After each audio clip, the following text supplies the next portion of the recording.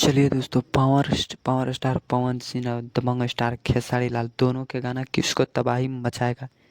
इसी वीडियो में शुरू से लेकर अंत तक बना रहिए। हमेशा ऐसा वीडियो न्यू इन्फॉर्मेशन आप लोगों तक जितना जल्दी लाने को मैं प्रयास करता हूं। ट्रेंडिंग स्टार खेसारी लाल और पावर स्टार पवन सिंह दोनों ही सिंगरों को जो गाना आया है, जो भोजपुरी इंडस्ट्री में तबाही मचा के रख रहे हैं।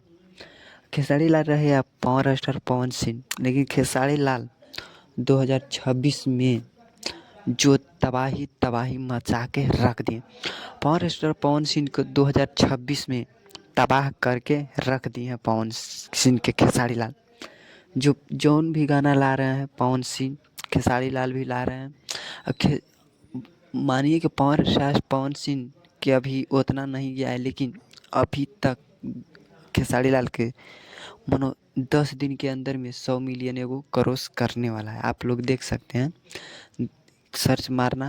जो बवाल गरम, ये गाना तो गरम मिजाज करके जो बवाल मचा के रख दिए। लेकिन ट्रेंडिंग स्टार खेसारी लाल के 50 मिलियन तो क्रॉस हो गया है गाना।